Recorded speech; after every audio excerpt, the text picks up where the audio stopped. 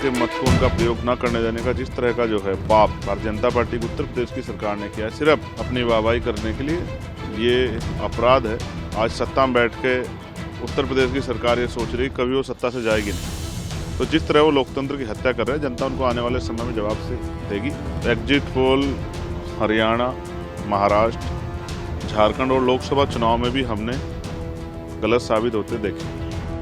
मिल्कीपुर में हुए उपचुनाव को लेकर न सिर्फ समाजवादी पार्टी और समाजवादी पार्टी के अध्यक्ष अखिलेश यादव खफा हैं, बल्कि नगीना सांसद और आजाद समाज पार्टी के अध्यक्ष चंद्रशेखर आजाद भी योगी सरकार को कटघरे में खड़ा कर रहे हैं। चंद्रशेखर का इल्जाम है कि योगी सरकार ने लोगों के वोट को लूटने का पाप किया है, जनता कभी माफ नहीं करेगी। भारतीय जनता पार्टी ने लोकतंत्र का गला घोटा है। जिस तरह सरकारी मशीनरी ने सत्ता के आगे नतमस्तक होकर वोट को प्रभावित करने का, वोट में देरी कराने का, वोट को रोकने का, लोगों को धमकाने का, लोगों के मत को उनका प्रयोग न करने देने का जिस तरह का जो है पाप भारतीय जनता पार्टी की उत्तर प्रदेश की सरकार ने किया है सिर्फ अपनी वाहवाही करने के लिए, ये अपराध है। आज सत्ता में बैठ के उत्तर प्रदेश की सरकार ये सोच रही कभी वो सत्ता से जाएगी नहीं। तो जिस तरह वो लोकतंत्र की हत्या कर रहे हैं, जनता उनको आने वाले समय में जवाब से देगी। और मिल्कीपुर में भी इतने उसके बाद भी हो सकता है कि परिणाम भाजपा को सबक सिखाने वाले हो। योगी सरकार और योगी सरकार की प्रशासन पर इतने सारे इल्जाम लगाने के बावजूद चंद्रशेखर को मिल्कीपुर में जनता पर भरोसा है, इसलिए नतीजों से पहले बड़ा दावा ये कर रहे हैं कि मिल्कीपुर के नतीजे बीजेपी को सबक सिखाने वाले हो सकते हैं। अगर ऐसा हुआ तो हैरानी नहीं होनी चाहिए। साथ ही साथ दिल्ली के एग्जिट पोल को भी सिरे से खारिज कर रहे हैं।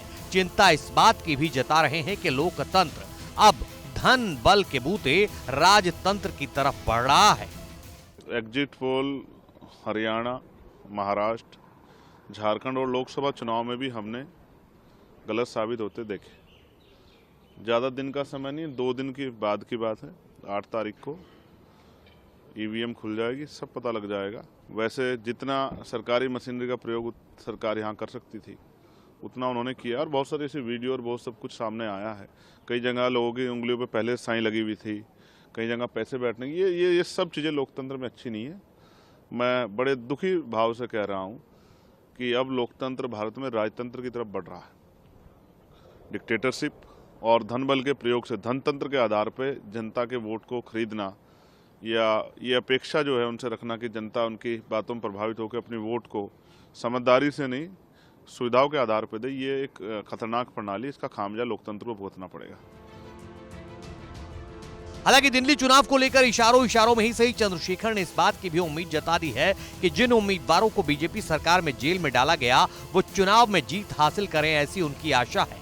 तो क्या उनका इशारा ओखला और मुस्तफाबाद से ओवैसी के उम्मीदवार की तरफ है या फिर केजरीवाल और केजरीवाल के उम्मीदवारों की तरफ?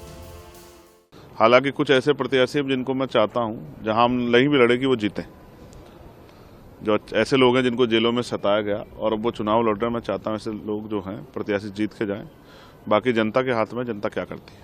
खैर, नतीजों के दिन का सभी को इंतजार है। अब सिर्फ एक दिन और बाकी है। 8 फरवरी को उत्तर प्रदेश के मिल्कीपुर विधानसभा सीट और दिल्ली विधानसभा चुनाव के नतीजे आने वाले हैं। जनता के फैसले का नेताओं को भी और देश की जनता को भी बेसब्री से इंतजार है।